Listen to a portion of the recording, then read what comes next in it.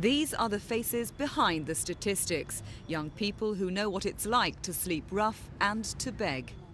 Frightening, cold, I was hungry. When you're on the streets, you're automatically vulnerable. You know, there's an awful lot of bad people out there who want to use you for their own benefits, you know, and there's no way to run from these bad people, you know. Did you ever beg? Yes.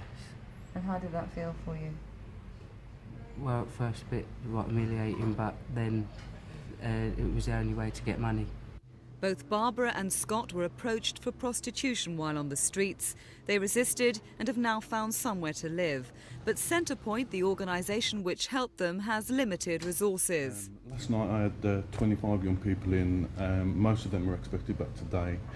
Staff have become increasingly worried about the safety of teenagers without a roof over their heads.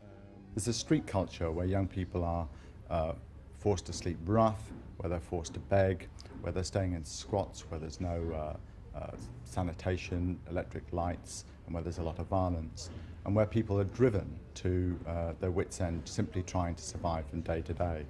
The deepening crisis is highlighted in a new report. It reveals that since 1987, the number of homeless youngsters forced to sleep rough has risen by a half.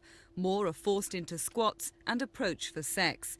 Campaigners blame the crisis on cuts in benefits and want a more generous system and investment in housing. I think it's disgraceful that in the 20th century we have homeless teenage children sleeping rough in our streets, begging in our streets. I never expected to see it in my lifetime in my country, and I think the government's got an awful lot to answer for on this.